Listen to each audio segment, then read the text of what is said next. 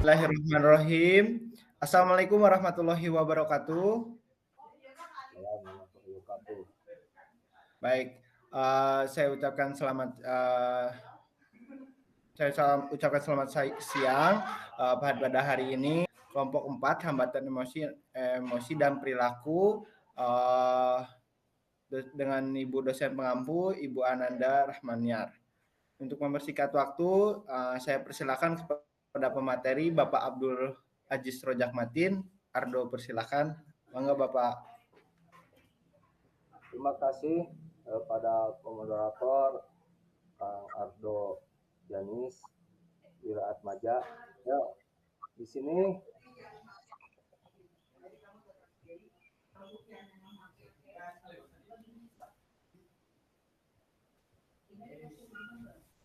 ya latar belakang hambatan emosi dan perilaku pada anak-anak dan remaja merupakan tantangan yang kompleks dalam dunia pendidikan dan perkembangan sosial. Gangguan ini dapat muncul dalam berbagai bentuk seperti kecemasan, depresi, perilaku agresif, dan kesulitan dalam mengatur emosi. Anak yang mengalami kesulitan seringkali mengalami kesulitan dalam mengikuti pelajaran, menjalin hubungan dengan teman sebaya, serta beradaptasi dengan lingkungan sosial. Jika tidak diatasi dengan baik, hambatan ini dapat berdampak jangka panjang pada kesejahteraan mereka baik secara akademik maupun psikologis. Penyebab hambatan emosi dan perilaku sangat beragam, mulai dari faktor biologis hingga lingkungan, faktor genetik, ketidakseimbangan kimia di otak, atau gangguan perkembangan seperti ADHD dapat berkontribusi pada munculnya gangguan ini. Selain itu, pengalaman traumatis, pola pengasuhan yang kurang mendukung, serta tekanan sosial dan akademik juga bisa menjadi pemicu utama dalam lingkungan sekolah. Anak dengan hambatan emosi dan perilaku seringkali mengalami kesulitan dalam memahami aturan, mengontrol impuls, atau mengekspresikan perasaan mereka dengan cara yang sehat.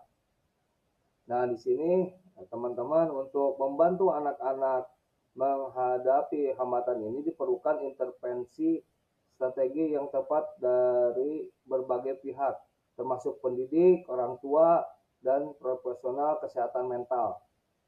Di lingkungan sekolah, guru dapat menerapkan metode pembelajaran yang lebih fleksibel, memberikan dukungan emosional, serta menciptakan suasana kelas yang inklusif dan ramah.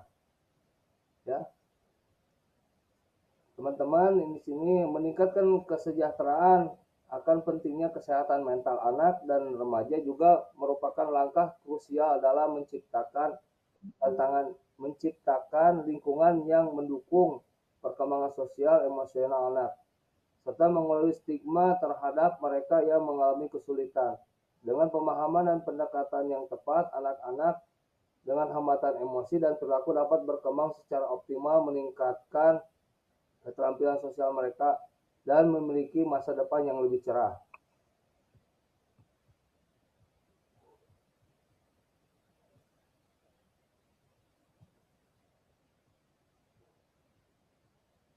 Untuk kajian teori, pengertian emosi dan perilaku, emosi adalah respon psikologis dan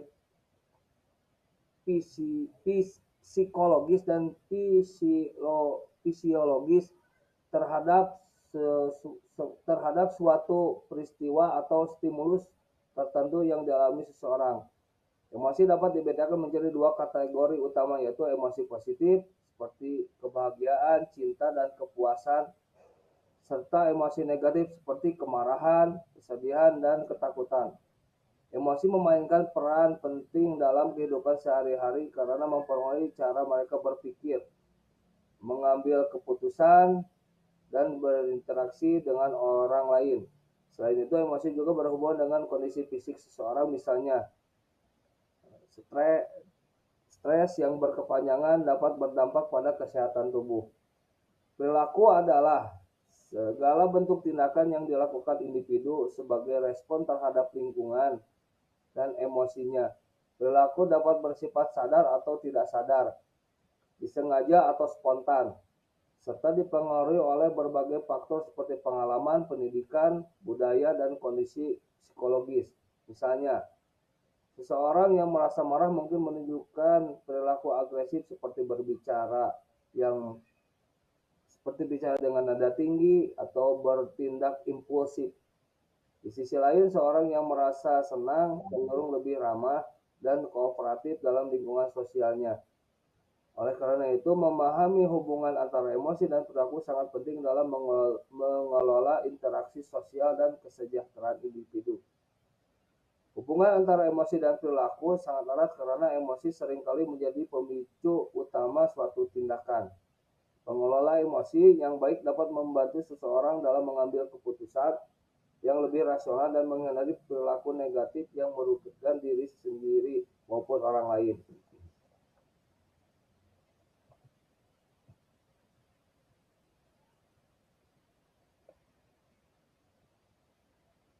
Nah, di sini adalah faktor-faktor yang dapat menyebabkan hambatan emosi meliputi faktor genetik, lingkungan, dan kondisi psikologis. Yang pertama itu genetika. Genetika gangguan emosi dapat diturunkan dalam keluarga. Yang selanjutnya itu faktor lingkungan. Ada beberapa di sini, teman-teman, ada 3 poin yang memengaruhi tentang faktor menyebabkan emosi dalam faktor lingkungan. Itu tekanan emosional di tempat kerja dan di rumah dapat memicu gangguan emosional. Tekanan di tempat kerja dapat disebabkan oleh kekhawatiran tentang keamanan kerja, jam kerja yang panjang, bayaran yang rendah, kondisi tempat kerja yang buruk, peningkatan tanggung jawab, kurangnya kontrol atas pekerjaan, atau masalah dengan rekan kerja atau manajer. Yang kedua, tekanan emosional di rumah dapat disebabkan oleh masalah hubungan yang dengan pasangan, anggota keluarga, atau tetangga. Perubahan besar dalam hidup, tinggal di lingkungan yang tidak adil dan kekurangan sumber daya. Ketertarikan rendah, diskriminasi, perasaan kesepian atau dilindungi, memiliki hutang atau gaya hidup yang tidak sehat.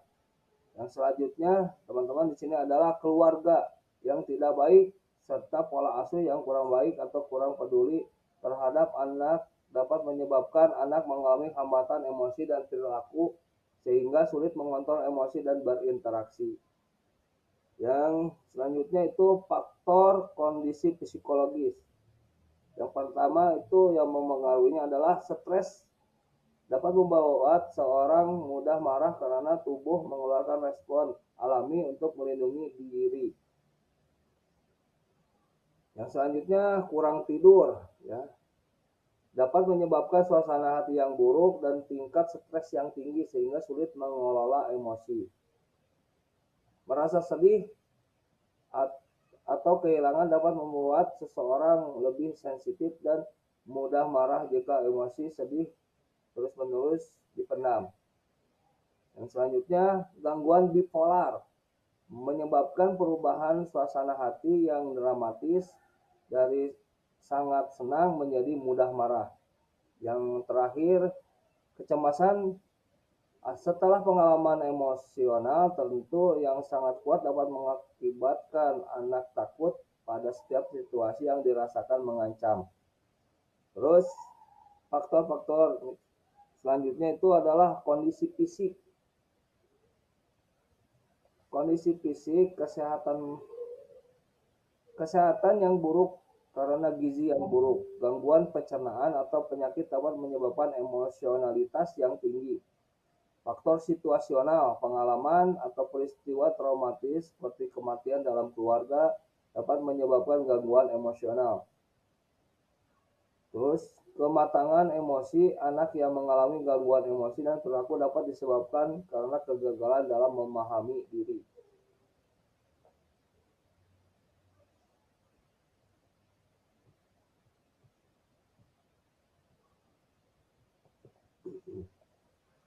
Ya, di sini guys, tentang pembahasan mengenai hambatan emosi dan perilaku. Hambatan emosi dan perilaku adalah istilah umum untuk mencakup berbagai kondisi yang memengaruhi emosi, perilaku, atau keduanya. Kondisi ini ditandai dengan kesulitan yang terus-menerus dalam bidang-bidang seperti mengatur emosi, mengendalikan impuls, memahami aturan dan harapan, berinteraksi dengan orang lain.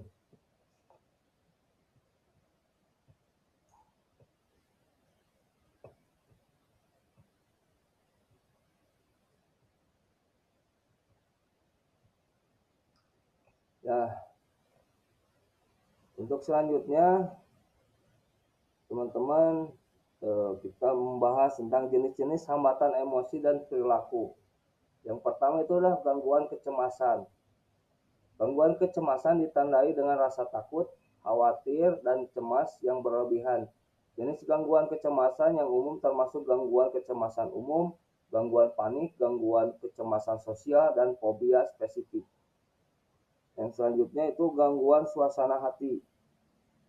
Gangguan suasana hati memengaruhi suasana hati seseorang, menyebabkan perasaan sedih, putus asa, atau mudah tersinggung. Yang ekstrim. Jenis gangguan suasana hati yang umum termasuk depresi, gangguan bipolar, dan gangguan disregulasi suasana hati yang destruktif. Yang selanjutnya gangguan perilaku destruktif.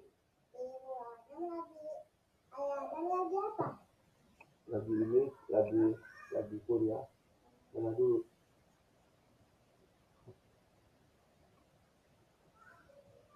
Gangguan perilaku destruktif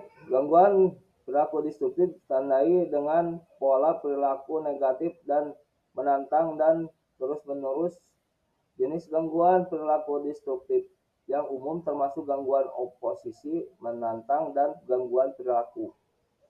Yang selanjutnya itu attention deficit hyperactivity disorder, yang disingkat itu ADHD. Adalah gangguan perkembangan saraf yang mempengaruhi kemampuan seseorang untuk memperhatikan, duduk, diam, dan mengendalikan impuls. Yang terakhir itu gangguan spektrum autisme, yang disingkat ASD.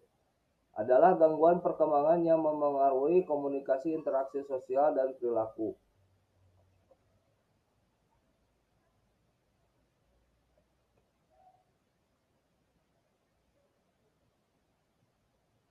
Ya guys, untuk selanjutnya itu penyebab hambatan dan perilaku. Ya di sini penyebabnya pasti dari hambatan emosi dan perilaku tidak sepenuhnya dipahami, tetapi diyakini bahwa kombinasi faktor genetik, biologis, dan lingkungan berperan. Beberapa faktor yang dapat meningkatkan resiko pengembangan hambatan emosi dan perilaku meliputi yang pertama itu riwayat keluarga gangguan kesehatan mental. Faktor genetik dapat berperan dalam hambatan perkembangan emosi dan perilaku. Jika seseorang memiliki anggota keluarga dengan gangguan mental seperti depresi, gangguan kecemasan, atau skizofrenia, risiko mengalami masalah serupa bisa meningkat. Contoh, seorang anak yang tumbuh dalam keluarga dengan riwayat depresi mungkin lebih rentan mengalami gejala depresi atau kecemasan, terutama jika didukung oleh faktor lingkungan yang tidak stabil. Yang kedua, trauma atau pelecehan. Pengalaman traumatis seperti kekerasan fisik, memikirkan hal-hal seksual, atau peristiwa yang mengancam keselamatan diri dapat meninggalkan dampak psikologis yang mendalam. Trauma dapat menyebabkan gangguan stres pasca trauma, yang disingkat PTSD, kecemasan, atau masalah perilaku seperti agresivitas. Contoh, seorang anak yang mengalami kekerasan dalam rumah tangga mungkin menjadi sangat cemas atau mengalami kesulitan mempercayai orang lain sehingga mempengaruhi hubungan sosialnya di sekolah. Yang ketiga itu penelantaran. Kurangnya perhatian, kasih sayang, atau kebutuhan dasar seperti makan, tempat tinggal, dan pendidikan dapat mengganggu perkembangan emosional dan perilaku anak. Anak yang tidak mendapatkan cukup perhatian emosional dari orang tua atau pengasuhnya bisa mengalami kesulitan dalam mengelola emosinya. Contoh, anak yang dibiarkan sendirian dalam waktu lama tanpa pengawasan atau dukungan emosional mungkin mengalami kesulitan dalam membangun hubungan sosial dan menunjukkan perilaku menarik atau agresif. Yang selanjutnya itu adalah penyalahgunaan zat. Ya, paparan zat adiktif seperti alkohol, narkotika, obat-obatan terlarang dapat mengganggu perkembangan otak dan memicu gangguan emosi serta bahaya akuasi. Penyalahgunaan zat juga memperbaiki kondisi mental yang sudah ada seperti kecemasan atau depresi, serta meningkatkan perilaku impulsif dan agresif. Contoh, remaja yang sering mengonsumsi alkohol atau narkoba mungkin mengalami kesulitan dalam mengendalikan emosinya seperti berperilaku agresif atau menarik diri dari lingkungan sosial dan akademik. Kondisi yang terakhir itu adalah kondisi medis tertentu. Beberapa kondisi medis terutama yang memengaruhi fungsi otak atau sistem saraf dapat berkontribusi pada hambatan emosi dan perilaku, misalnya gangguan saraf, ketidakseimbangan hormon, atau penyakit kronis dapat mempengaruhi suasana hati, konsentrasi, dan kemampuan sosial seseorang. Contoh, anak penderita ADHD mungkin mengalami kesulitan mengendalikan impulsnya, mudah frustasi, dan sering mengalami kesulitan dalam mengikuti aturan di sekolah atau di rumah. Jadi, teman-teman, di sini faktor-faktor yang tidak selalu menyebabkan hambatan emosi dan perilaku, tetapi dapat meningkatkan resikonya terutama jika mendapatkan intervensi atau dukungan yang tepat. Untuk untuk selanjutnya saya ke Kang Ardo untuk melanjutkan materi. Terima kasih. Mik.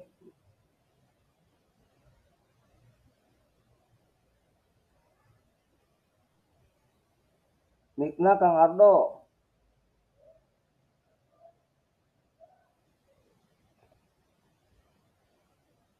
Mik. Baik, terima kasih banyak Bapak Abdul telah menyampaikan materi dengan baik, dengan tertata, dengan mudah, bisa dipahami dan tersampaikan dengan sempurna. Baik, selanjutnya ada dampak emosional dan perilaku. Boleh di next slide, Pak?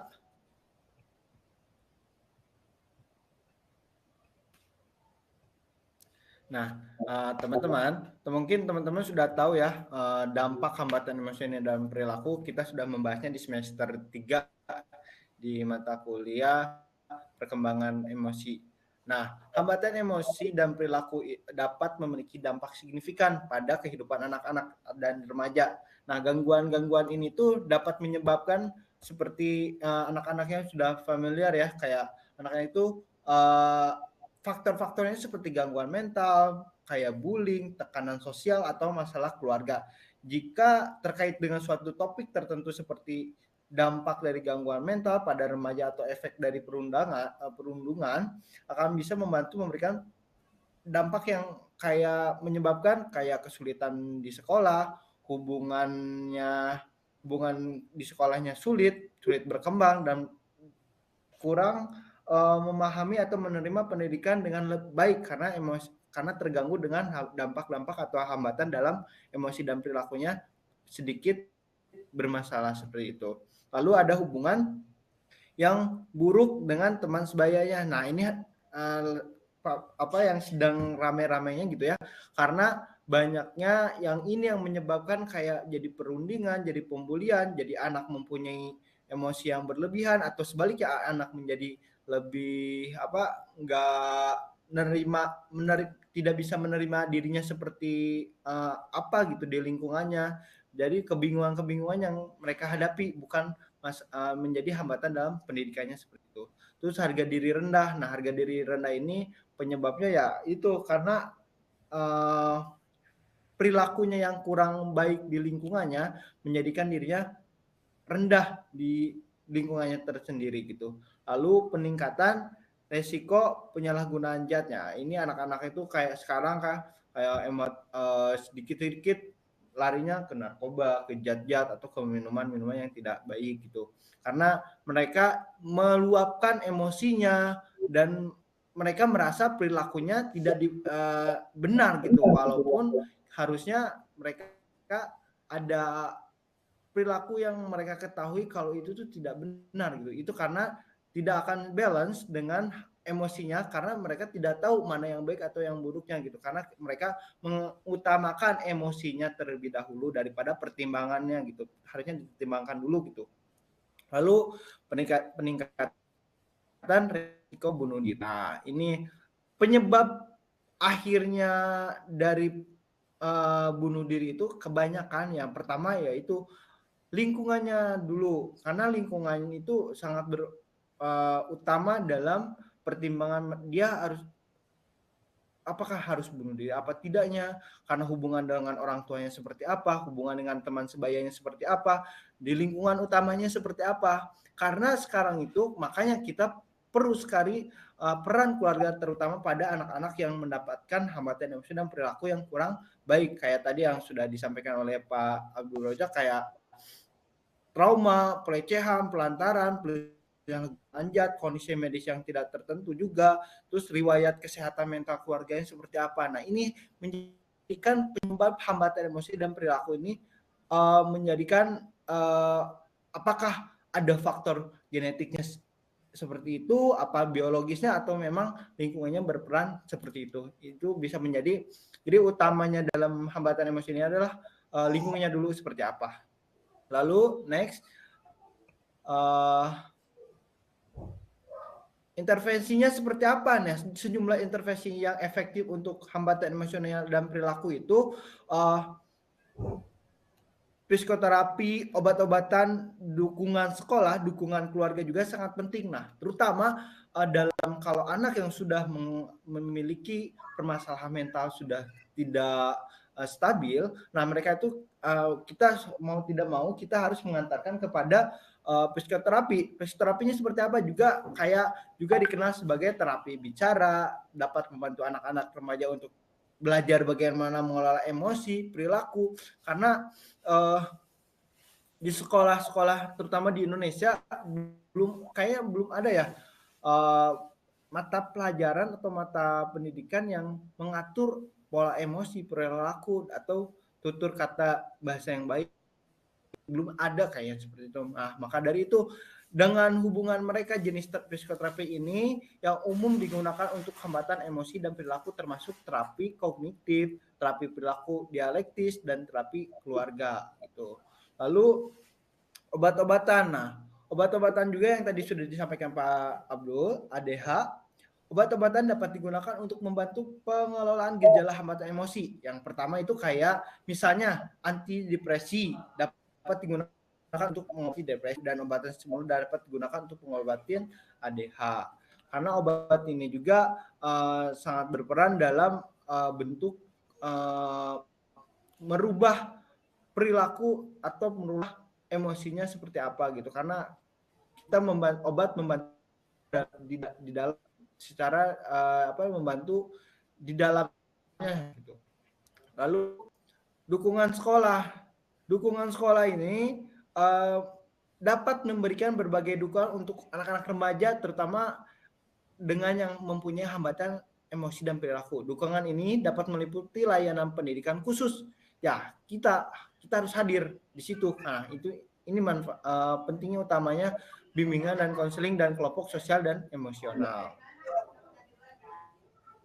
Lalu keluarga dapat memainkan peran penting dalam mendukung anak-anak remaja dengan hambatan emosi dan perilaku. Nah, dukungan pertama itu kayak dukungan keluarga dapat meliputi menghadiri sesi terapi keluarga, mempelajari keterampilan mengasuh yang efektif dan memberikan lingkungan yang mendukung dan penuh kasih sayang. Lalu uh, ada next Pak. Nah, strategi mengatasi hambatan emosi dan perilaku. Nah, lalu di dalam pendekatan sekolah, pertama, penerapan aturan yang jelas. Jadi aturan itu harus jelas yang diadakan di dalam sekolah itu seperti apa. Nah, apakah ada aturan yang tertulis dan tidak tertulis itu harus jelas. Jadi murid itu sudah mengetahui, oh ini aturannya. Oh ini kita tidak bisa melakukan hal seperti ini karena ini sudah menjadi aturannya. Kita itu harus menstimuluskan dan memberitahu bagaimana caranya aturan itu bisa dipahami terlebih dahulu. Tapi jangan sampai sudah melanggar baru bisa dipahami aturan itu penerapannya sudah jelas. Nah, itu seperti itu. Lalu menyediakan struktur dan batasan yang konsisten dalam penerapan aturan yang jelas ini. Lalu penguatan positif. Penguatan positifnya ini memberikan penghargaan bagi perilaku yang diinginkan. Ya contohnya anak-anak yang mempunyai prestasi baik, prestasi penampilan secara fisik atau non fisik itu harus ditampilkan biar mereka itu ada pengakuan di dalam lingkungan untuk mengakui bahwasannya dia itu mempunyai prestasi. Nah, itu penguatan secara positifnya seperti itu aja dulu. Lalu ada pelatihan keterampilan sosial. Nah, keterampilan sosial ini mungkin di sekolah-sekolah sudah biasa terjadi kayak membagikan sembako ke lingkungan sekitar sekolah gitu ya, atau membantu mengumpulkan sembako lalu di sodakokan ke tempat-tempat yang sedang mendapatkan bencana alam seperti itu kan, itu mendapatkan pelatihan keterampilan sosial masih siswa atau anak-anak gitu agar mengetahui bahwasannya inilah aturan pendekatan dari sekolah yang mengatur atau membuat perilaku anak menjadi lebih baik gitu tidak dalam hambatan emosinya. Lalu pendekatan individual. Nah, pendekatan individual ini memang sangat penting mengidentifikasikan kebutuhan unik setiap siswa dan memberikan dukungan yang sesuai. Yaitu pendekatan individualnya seperti apa? Kalau ada anak yang mempunyai prestasi sepak bola contohnya atau jago main volley atau jago matematika, ya kita harus mempunyai pendekatan individualnya seperti apa ya? Kita mengajaknya atau memfasilitasi kegiatan-kegiatan yang dia inginkan kayak gitu. Lalu pendekatan di rumah. Nah, pendekatan di rumah next. Pendekatan di rumah ini ya utamanya menciptakan lingkungan yang stabil. Nah, menyediakan lingkungan yang stabil itu dukungan emosionalnya harus konsisten. Jangan sampai anak itu mendapatkan perilaku yang menyudutkan terutama. Jangan sampai anak ini tidak mempunyai kepercayaan diri, tidak mempunyai harga diri di depan keluarganya terlebih dahulu. Kalau anak-anak mempunyai harga diri atau pengakuan dari keluarganya dia itu baik, dia itu tidak direndahkan di dalam lingkungan keluarganya terlebih dahulu, insya Allah anak itu ke depannya atau di luar lingkungan rumahnya dia itu akan mempunyai percaya diri, harga diri yang tinggi gitu untuk menjaga ini hambatan emosi dan perilakunya seperti itu. Jadi ya menciptakan yang stabilnya dulu gitu. Jangan sampai anak ini sudah tidak dihargai di rumah, sudah tidak dihargai di luar rumah, tidak masuk ke rumah, tidak dihargai juga. Ini yang menciptakan lingkungan yang tidak stabil seperti itu. Lalu komunikasi terbuka. Komunikasi yang terbuka ini mendorong anak untuk berbicara tentang perasaannya gitu. Nah, makanya kan sudah teman-teman juga sudah mengetahui ya kalau bahwasanya anak-anak remaja atau anak itu sudah mulai bisa diajarkan kita itu bukan leader mereka dalam keluarga, kita tuh harus mengajarkan bahwasanya kita itu teman dekatnya, sahabatnya, untuk melahirkan ya ini komunikasi terbuka gitu. Jangan sampai ada hal-hal yang mereka tutupi pada kita dalam satu rumah gitu. Jadi ada hal yang sudah tidak baik, kita bahkan orang rumah pun tidak mengetahui gitu. Nah, ini harus ada komunikasi terbuka untuk menghindari hambatan emosi dan perilakunya seperti apa. Lalu mencontohkan regulasi emosi yang baik. Nah, orang tua dan pengasuh itu cara mengatasi stres dengan sehatnya seperti apa. Nah, ini sering banyak kayak di lingkungan saya terutama orang tua yang memiliki masalah, menyelesaikan masalahnya depan anak-anaknya, dalam lingkungan keluarganya, harusnya ya itu jangan sampai memperlihatkan nada tinggi atau perilakunya atau tindakan yang tidak baik di depan anak-anaknya. Nah, karena itu kan contohkan sekali regulasi emosi yang baiknya seperti apa gitu. Lalu pendekatan terapeutik. Nah, pendekatan terapeutik ini membantu anak mengidentifikasikan mengubah pola pikir yang negatif. Nah, ini anak-anak itu perlu karena apa?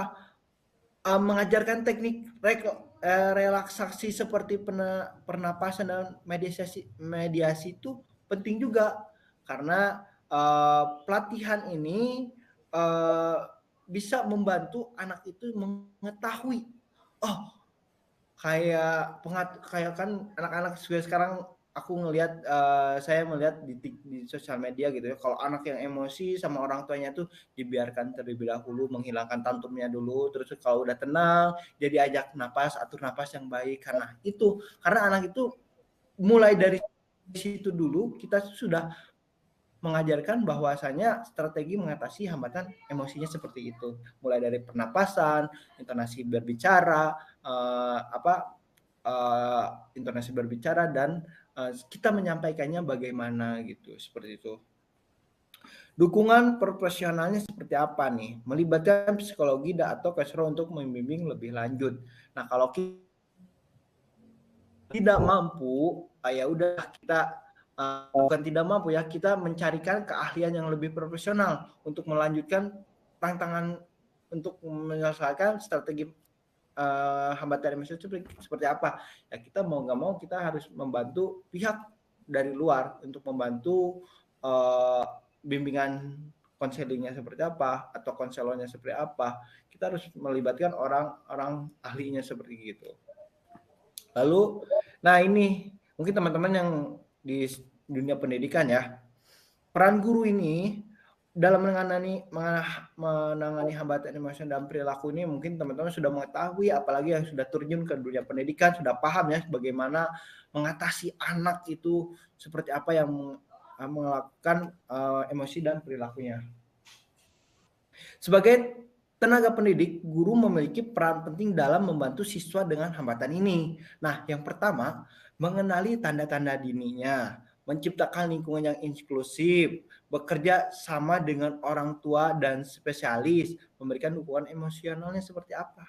Nah, mengidentifikasi siswa yang menunjukkan kesulitan dalam mengelola emosi dan perilaku ini, kita harus mengetahui tanda-tandanya.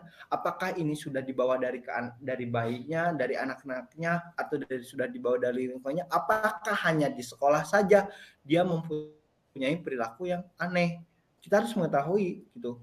Apakah anak ini tuh hanya beraninya hanya di luar sekolah, di sekolah aja, atau di rumahnya mah nggak kayak gini. Kita harus mengetahui apa nih penyebabnya. Apakah karena ada lingkungannya atau apa ada teman sebayanya seperti itu dia mengikutinya kayak gitu. Jadi kayak turut munding lah gitu ya kalau di dalam bahasa Sunda mah.